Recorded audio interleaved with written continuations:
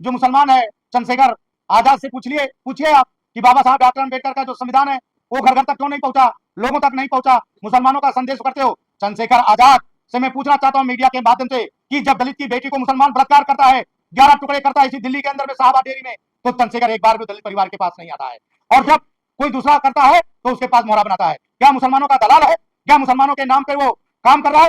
क्योंकि मुझे मालूम है कि उसकी मां मुसलमानी है, इसलिए वो मुसलमानों के लिए काम कर रहा है, दलितों को केवल धोखा दे रहा है। जिन लोगों ने खिड़की और दरवाजे बंद किया संसद में पहुंचने के लिए, आज उसी राहुल गांधी का चढ़ावा काट रहे हैं, उसी राहुल गांधी के भक्त बन के घूम रहे हैं। ऐसे लोगों को समाज को नकारना चाहिए और समाज उसका विरोध करना चाहिए। मैं उत्तर प्रदेश में उनकी धज्जियां उड़ाऊंगा।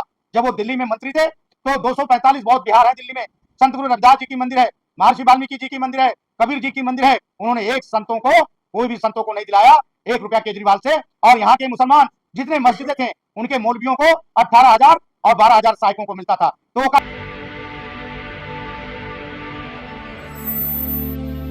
कर रहे हैं, इसीलिए ये रथ बना करके लोगों तक पहुंचाने का काम किया।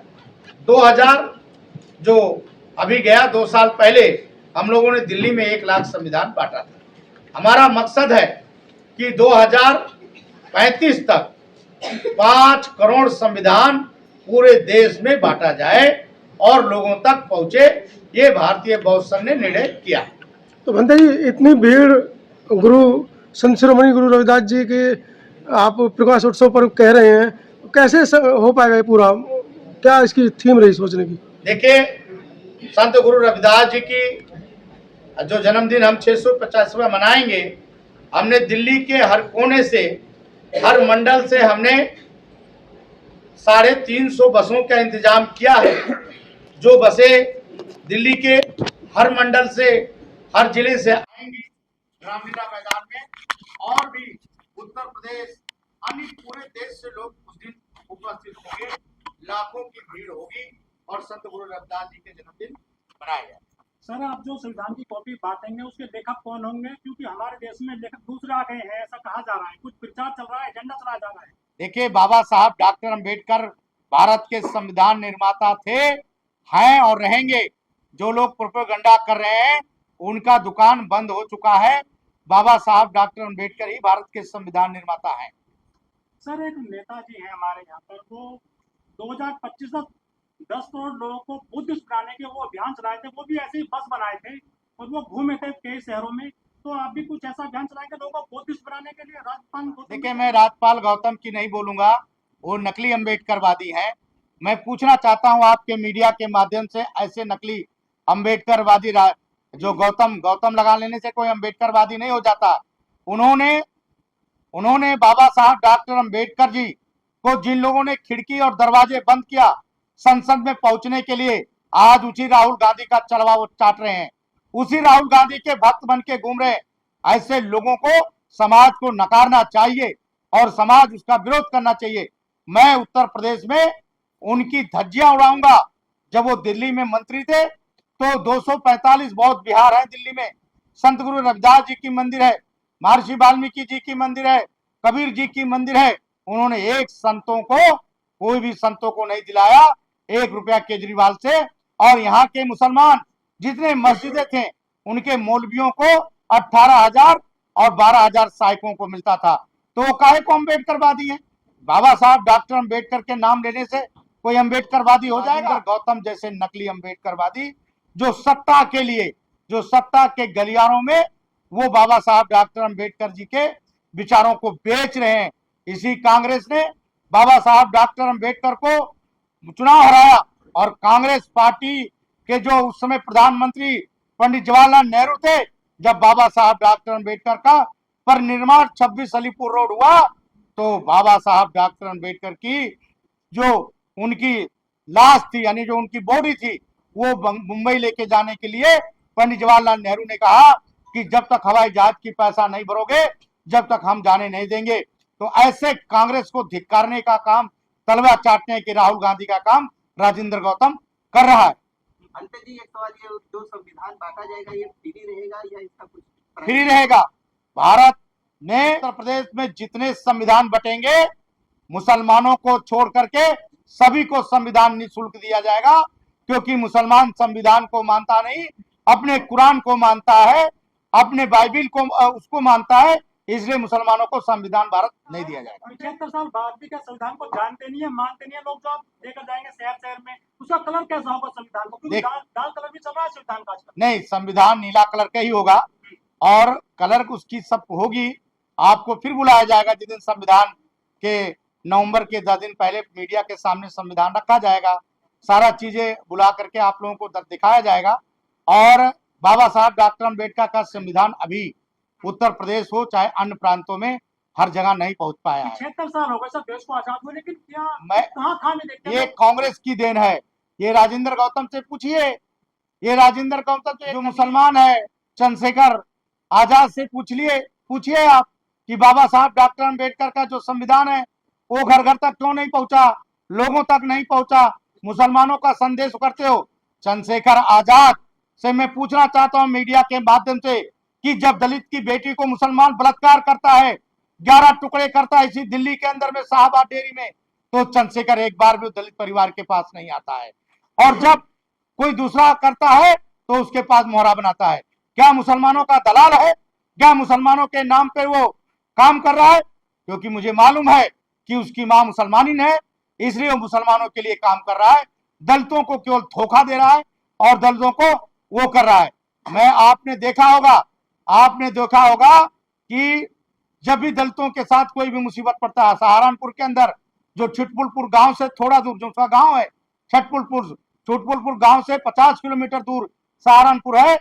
पिछले बार संत गुरु रविदास जी की झांकी निकली और मुसलमानों ने झांकी नहीं निकलने दिया, लेकिन चंद्रशेखर वहां नहीं पहुंचा क्योंकि मुसलमानों का हिमाचल समाज को मीडिया के माध्यम से अपने युवा दलितों को आह्वान करना चाहता हूं कि चंद्रशेखर के उसमें मत आइए। बाकावे में आप लोग बाबा साहब डॉक्टर अम्बेडकर के सिपाही हैं।